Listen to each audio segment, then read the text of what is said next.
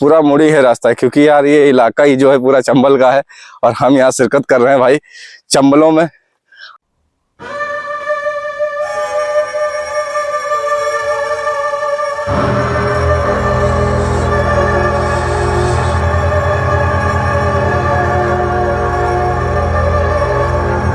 तो हेलो दोस्तों, कैसे हो आप सभी लोग? उम्मीद करता हूँ बहुत अच्छे होंगे। और फिर से स्वागत है हमारे चैनल अनुज क्रॉस से। जी हाँ दोस्तों, बात करते हैं नए वीडियो के एक नए अंदाज में। तो फाइनली जैसा कि आप सभी को पता है, मैं भी मौजूद हूँ मध्य प्रदेश का एक छोटा सा शहर है जिसका नाम है धौलपुर। धौलपुर कहने में आपको छोटा लग सकता है, लेकिन यहाँ जो है ऐसे ऐसे बागी, ऐसे ऐसे डकैत, ऐसे ऐसे डाकू हुए हैं जिनसे यहाँ की सरकारें, यहाँ की पुलिस हमेशा ही मुश्किलों में पड़ी रही थी। जी हाँ दोस्तों, ये धौलपुर का इतिहास, इस चंबल का इतिहास अगर हम निकालने लगेंगे तो कई दिन निकल जाएंगे। आज उन्हीं बीहड़ों के पास हम चल रहे हैं, आज उन्हीं बीहड़ों में हम चल रहे हैं जहाँ कभी बागी या डकैत रहा करते थे। यूं तो चंबल के बीहड़ों की एक अपनी अलग ही कहानी है। कितने बागी वहां से निकले, कितनों ने आत्मसमर्पण किया, कितने बागी वहीं पे जो है पुलिस की गोली का शिकार बने। बहुत सारे ऐसे राज चंबल अपने अंदर दबाए हुए हैं। तो आज उन्हीं चंबलों के बीहड़ों को हम देखने चल रहे हैं, आप लोगों को भी दिखाने चल रहे हैं। बहुत इंटरेस्टिंग ये वीडियो होने वाला है, आप लोग इस वीडियो पे अंत तक बने रहिएगा। तो बाहर से कुछ इस तरीके का है हमारा धर्मशाला, जहाँ हम रुके थे। धर्मशाला का नाम तो मेरे को नहीं पता, पर सामने ही रेलवे स्टेशन है, वहां से सीधा ही आप लोग आओगे। वैसे रेलवे स्टेशन का एक गेट इधर से भी है जहाँ टिकट वगैरह करते हैं, और सीधा निकल के हम लोग पटरी क्रॉस करके यहाँ से इन पिलर्स के पास से आ गए थे। और जैसे ही रात को हम 8 बजे यहाँ आए तो सामने हमें पता करने में पता चला ये है धर्मशाला, जहाँ पर हमें रुके काफी अच्छा लगा। धर्मशाला में टाइल्स लगे हो रूम में, तो एक अच्छी आनंद आ जाता है। मात्र 300 रुपए में एक रात हम लोगों ने यहाँ पे काट ली। अब यहाँ से ऑटो करेंगे, ऑटो करके अभी हम चलेंगे शेरगढ़ के किले के पास में, चंबल नदी के पास में, जहाँ से हमें बीहड़ का खूबसूरत नजारा दिखने वाला है।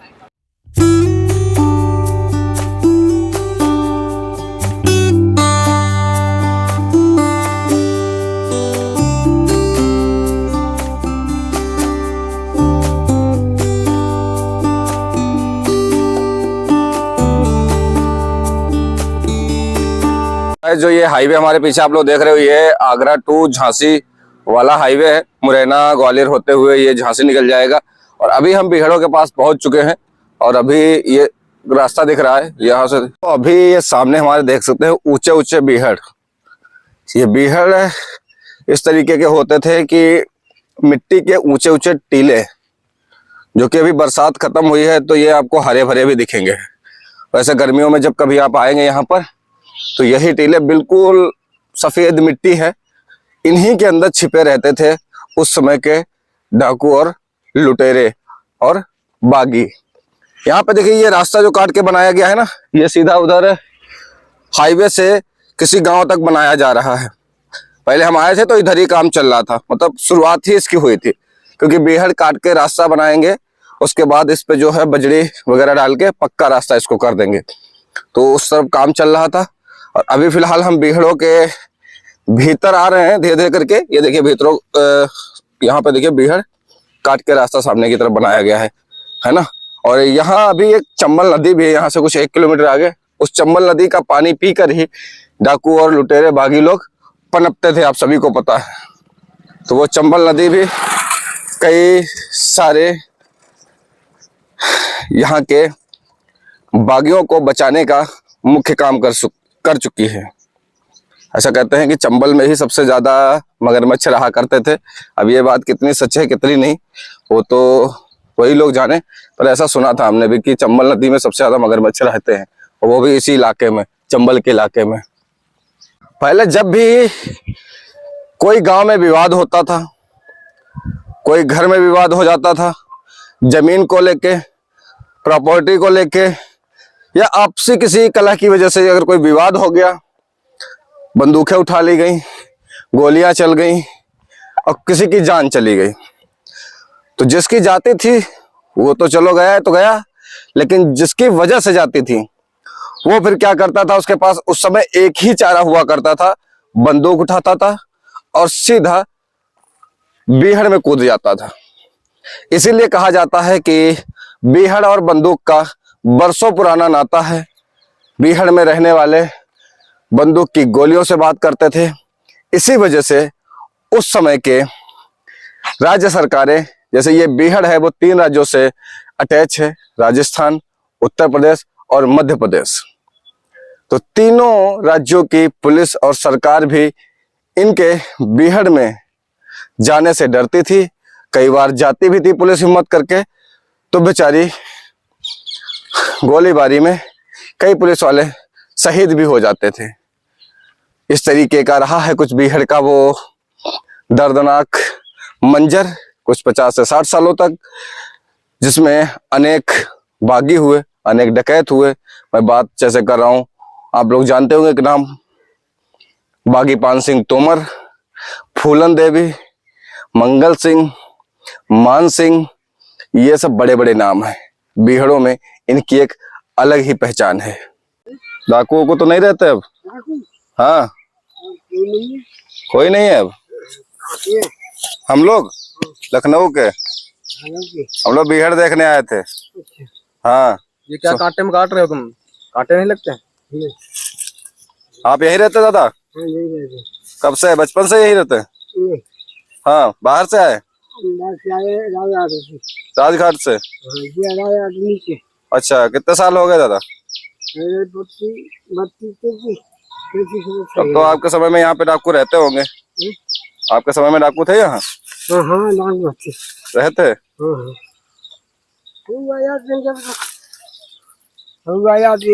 अब तो कोई नहीं है यहाँ। अब कोई नहीं रह गया इधर। उस समय तो रहते थे, लूटपाट करते थे। हाँ, लूटपाट कर लेते। लूटपाट अब वो कर देते हैं। हाँ, वैसे कर जाते हैं। वैसे कर जाते हैं। ऐसे और वो डाकुओं वाला नहीं रह गया अब। डाकू वाले कोई गैंग बना के रहते थे। नहीं, गैंग बनाएगा। अब तो बीहड़ में गांव भी बस गए। हाँ। तो अभी यहाँ अंदर जाने में कोई खतरा तो नहीं? इसमें जाने में कोई खतरा तो नहीं? नहीं, कोई बात नहीं। कोई बात नहीं। कोई नहीं।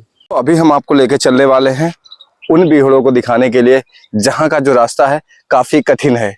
विकास, कुछ रास्ता यहाँ से दिख रहा है? दिख रहा है रास्ता?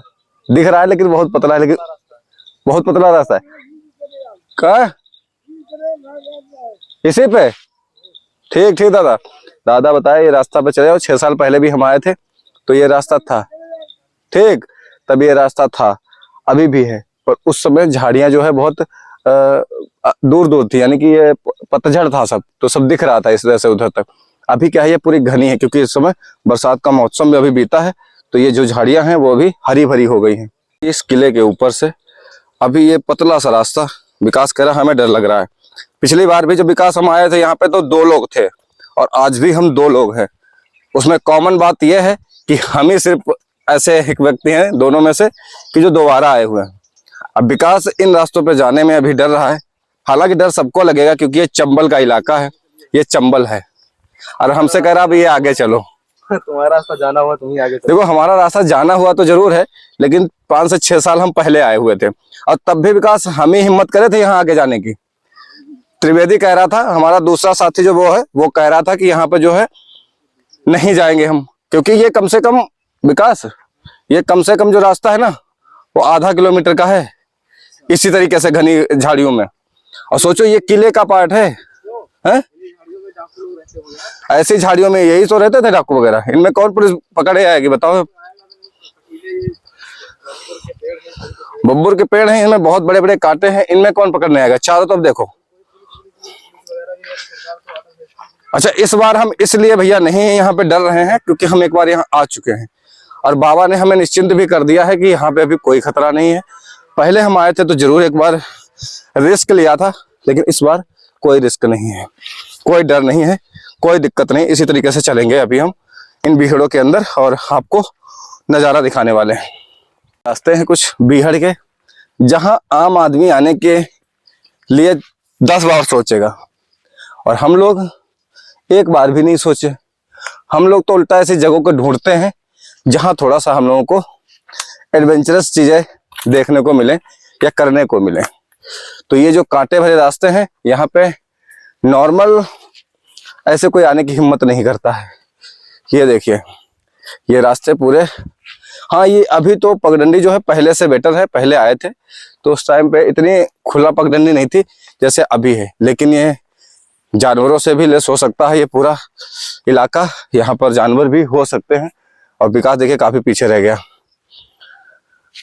ये देखो ये है ना झाड़ियाँ, ये पूरा मुड़ी है रास्ता, क्योंकि यार ये इलाका ही जो है पूरा चंबल का है और हम यहाँ शिरकत कर रहे हैं भाई चंबलों में, आप लोगों को ये दिखाने के लिए कि किस तरीके से यहाँ चंबल में डाकू रहते थे और किन किन पेड़ों के बीच में रहते थे। कटीले पेड़ों के बीच में रहते थे। हमेशा ये चंबल ऐसी झाड़ियों का ही एक समूह रहा है और बड़े बड़े ऊंचे ऊंचे टीले रहे हैं यहाँ पर। तो दोस्तों इस खतरनाक रास्ते को पार करते हुए अभी हम आ चुके हैं किले के एक कोने के बुर्ज पर। जी हाँ दोस्तों, बुर्ज जो ऐसे कोने पर ही बने रहते थे जहां से सैनिक बैठकर पहरा दिया करते थे। ये पीछे का पूरा जो इलाका आप लोग देख रहे हो, आधे किलोमीटर का ये इलाका है ना। इसको पार करके अभी हम आए हुए हैं किले के एक हिस्से पर। पीछे हमारे देखोगे तो यहाँ पर है यमुना की सहायक नदी चंबल नदी है और ये चंबल इलाका है। और चंबल के ये बीहड़ है, कई 100 किलोमीटर दूर के ये बीहड़, और जो कि तीनों राज्यों को आपस में जोड़ते हैं, उत्तर प्रदेश, मध्य प्रदेश और राजस्थान। तो चलिए बैक कैमरे को दिखाते हैं यहाँ बीहड़ों का किस तरीके का नजारा है, चंबल नदी को दिखाते हैं और किले से पूरा धौलपुर कैसे दिखता है वो भी दिखाते हैं। तो अभी आप लोग देख सकते हैं, अभी हम मौजूद हैं किले के उस भाग पर जहां पर कहते हैं ये चंबल नदी के किनारे का हिस्सा है और ये अंतिम हिस्सा भी है इस किले का, ये आखिरी दीवार है। जो अभी हम थे वो वहां रहा हनुमान मंदिर, शायद आप लोगों को छोटा सा दिख रहा होगा, बिकॉज़ दिख रहा है कैमरे में, दिख रहा है।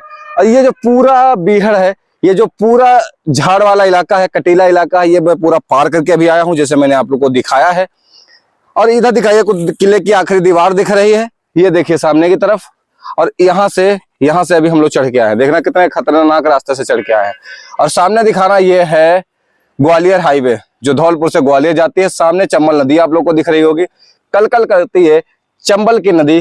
कितने डाकुओं की इसने प्यास बुझाई है और कितने डाकुओं की इसने जान बचाई है। पिछली बार हम आए थे तो सामने वाले गांव से होकर इन बीहड़ों में भी घूमने गए थे। इधर ये पूरा राजस्थान का नजारा है। चंबल के उस पार चले जाएंगे हम तो आप लोग मध्य प्रदेश में चले जाओगे। ये देखिए यहाँ पर एक बुर्ज बना हुआ है, ये वाला। इस बुर्ज से अगर हम चल पाएंगे तो देखेंगे दीवार यहाँ पर काफी ज्यादा जर्जर है, टूटी हुई है। अगर चल पाएंगे तो चलेंगे। सामने आप लोगों को बीहड़ के नजारे देखने को मिलेंगे, जो बीहड़ के नजारे आज उन्हीं अपने अंदर रहस्यों को समेटे हुए है। उन्हीं बागियों की कितनी कहानियां इन बीहड़ों से होकर बनी है। तो आज यहाँ तो बिजली है, पानी है, लोग रहते हैं। उस समय यहाँ पर ये डाकुओं का ठिकाना हुआ करता था।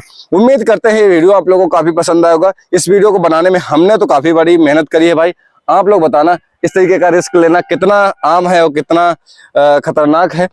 और ये वीडियो कैसा लगा आप लोग कमेंट बॉक्स में बताएं। वीडियो काफी मेहनत करके बना रहे हैं पर आप लोग प्यार और सपोर्ट थोड़ा कम दिखा रहे हो।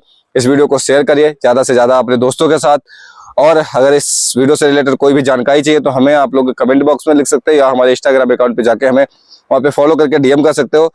यूजर नेम स्क्रीन पर शो हो रहा होगा, लिंक आपको डिस्क्रिप्शन में मिल जाएगी, फॉलो कर लीजिए। तो चलिए दोस्तों, मैं नए वीडियो में, तब तक थैंक यू सो मच। जय हिंद, जय भारत।